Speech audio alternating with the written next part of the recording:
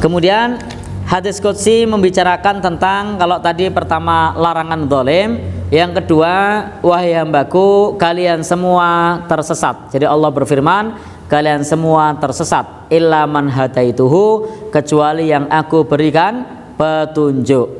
Fastahduni, maka mintalah petunjuk kepadaku, ahdikum, kalian akan aku berikan petunjuk. Ini adalah perintah dari Allah kepada kita untuk minta petunjuk. Apa yang dimaksud dengan dhal, tersesat? Ai la ya'riful haq, kita tidak mengetahui yang hak, tidak mengetahui yang benar. Tetapi orang yang tersesat itu ada dua. Jadi ada dua jenis orang yang tersesat. Jadi Allah tadi berfirman bagaimana? Kalian semua tersesat, kecuali yang aku beri petunjuk, maka mintalah petunjuk. Itu Allah berfirman seperti itu dalam hadis qudsi. Nah, tersesat itu ada dua. Yang pertama, tersesat yang karena la ya'riful haq, yang karena tidak tahu kebenaran. Dia tersesat karena memang tidak tahu. Yang kedua, yang tersesat karena ghawin, yakni ghawian maknanya adalah la yaqbalul haq, yang tidak mau menerima kebenaran. Jadi ada orang yang tersesat itu karena memang tidak tahu, dan ada orang yang tersesat karena tidak mau menerima kebenaran. Itu dua jenis, dua macam orang yang terjatuh dalam kesesatan. Contohnya adalah dahulu orang-orang di Madinah, ada sejumlah orang Yahudi misalnya yang menantikan datangnya Nabi baru. Nah, jadi yang menantikan datangnya Nabi baru. Nah, maka mereka ini dahulunya tidak mengetahui kebenaran. Lalu kemudian datanglah Nabi Shallallahu Alaihi Wasallam, dan Nabi ini sudah disebutkan dalam kitab suci mereka bahwa Nabi itu akan datang di tempat yang ditumbuhi pohon kurma, dan mereka sudah berduyun-duyun, sudah berbondong-bondong ke Madinah untuk menunggu datangnya seorang Nabi, dan mereka mengharapkan Nabi itu dari keturunan Ishak, tetapi ternyata Nabi itu dari keturunan Ismail. Maka mereka tidak mau menerima kehadiran Nabi Shallallahu Alaihi Wasallam. Maka ini namanya ghawiyan atau la yaqbalul haq. Mereka tersesat karena tidak mau menerima kebenaran.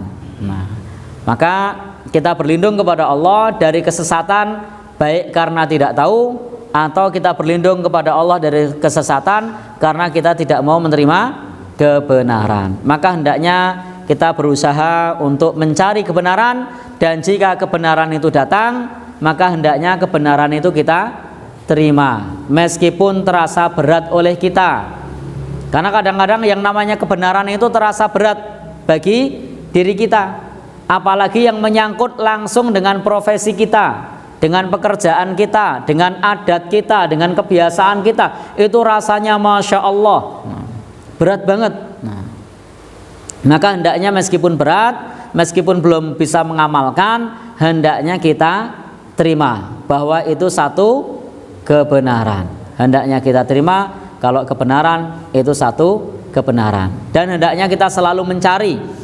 Nah, maka dari pengertian dhal di sini, pengertian tersesat yang ada dua. Yang pertama karena tidak mengetahui kebenaran, maka hendaknya kita berusaha mencari ilmu supaya kita tahu mana yang benar dan mana yang batil, dan kita berdoa kepada Allah, Allahumma arinal haqqa haqqa, ya Allah tunjukkan kepada kami yang benar adalah benar, dan warzuqnats tiba'ah, anugerahkan kepada kami untuk dapat mengikuti kebenaran. Kemudian kita juga berdoa, Allahumma ya Allah arinal batila batila, tunjukkan kepada kami bahwa yang batil adalah batil, warzuqnats tinabah, dan anugerahkan kepada kami kekuatan untuk dapat menjauhinya. Karena biasanya yang terkait dengan kebatilan itu yang nyenengke, karena sejalan dengan hawa nafsu. Maka kalau kita tidak minta sama Allah, berat untuk ninggal itu. Bahkan ketika dikasih tahu bahwasanya itu tidak boleh, itu hukumnya haram, itu bisa marah karena sudah menjadi kebiasaan kita. Sudah menjadi kebiasaan kita. Naudzubillahi min dzalik. Orang yang sudah terbiasa tidak sholat misalnya, lalu kemudian diingatkan untuk sholat, itu rasanya mak sengkrang gitu kan. Tahu mak sengkrang? Rasanya koyo sok suci wae gitu kan, mengingatkan orang untuk sholat. Nah, jadi rasanya seperti itu. Padahal itu adalah satu kebenaran yang harus kita terima ketika ada orang lain menasihati diri kita. Kalau satu kebenaran hendaknya kita terima, meskipun itu terasa berat. Nah, baik. Ini dua pelajaran yang kita ambil. Pertama, hendaknya kebenaran itu kita senantiasa pelajari supaya kita betul-betul sampai kepada satu ilmu yang hak. Maka hendaknya senantiasa belajar agar kita mengetahui yang hak, yang benar.